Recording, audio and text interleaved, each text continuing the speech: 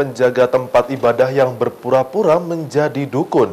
Tersangka melakukan aksinya dengan modus berpura-pura bisa mengobati dengan ilmu supranatural dengan syarat harus melakukan persetubuhan. Dari ulahnya itu, tersangka berhasil membujuk rayu dua korban dan kemudian disetubuhi.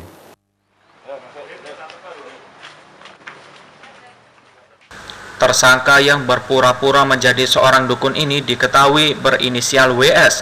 Dari perlakuannya itu, tersangka berhasil melakukan tindakan asusila terhadap dua korbannya yang masih berumur belasan tahun.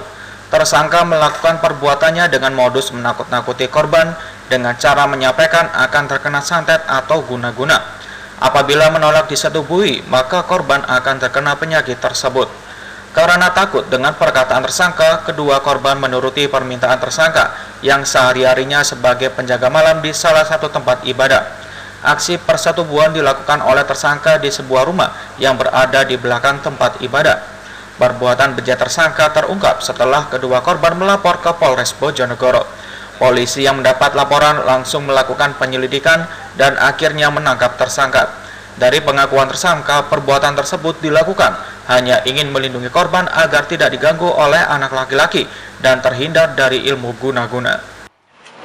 Yang bersangkutan adalah salah satu pekerja atau petugas di salah satu gereja, di mana modus operandinya adalah mengiming-imingi para korban atau menakut-nakuti para korban dengan cara menyampaikan oleh korban tersebut akan terkena santet atau akan terkena guna-guna, sehingga apabila tidak mau melakukan persetubuhan akan terkena penyakit tersebut.